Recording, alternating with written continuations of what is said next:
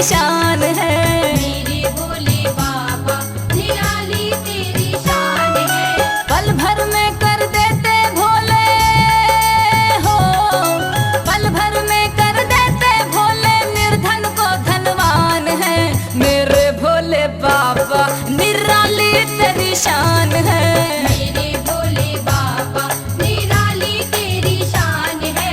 मेरे भोले बाबा निराली तेरी शान है। मेरे भोले बाबा।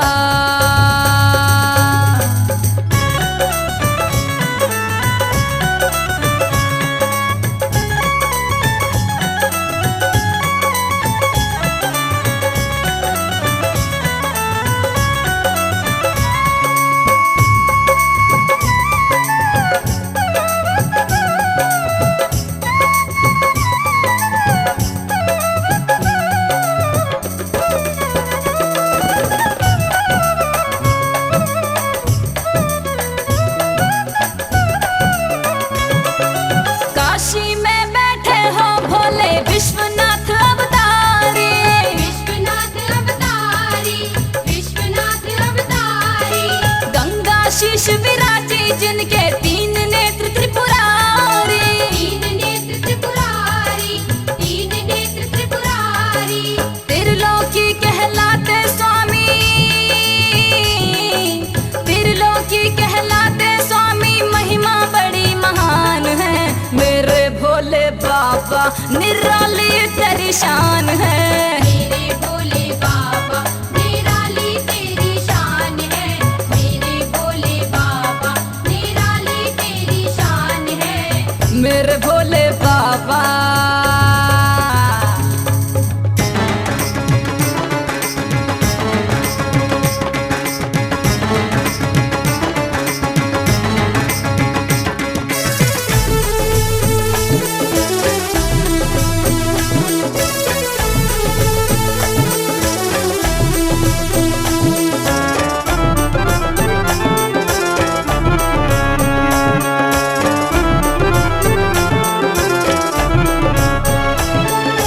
उज्जैनी नगरी के राजा महाकाल कालेश्वर।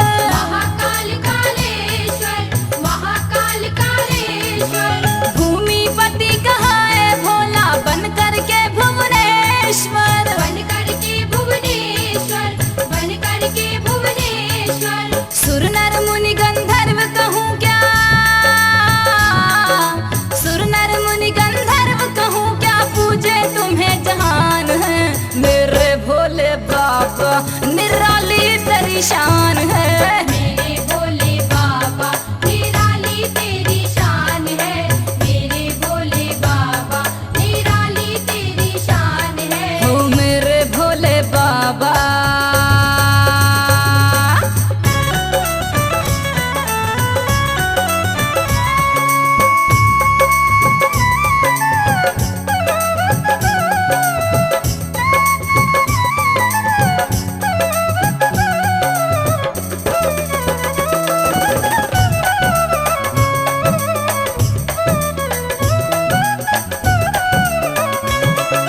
रामचंद्र ने तुमको पूजा रामेश्वर कहलाए। रामेश्वर कहलाए, रामेश्वर कहलाए।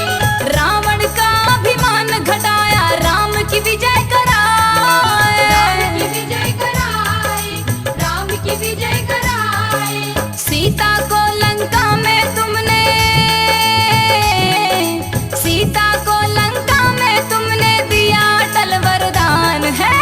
मेरे भोले बाबा निराली तेरी शान है। मेरे भोले बाबा निराली तेरी शान है। मेरे भोले बाबा निराली तेरी शान है। मेरे भोले बाबा।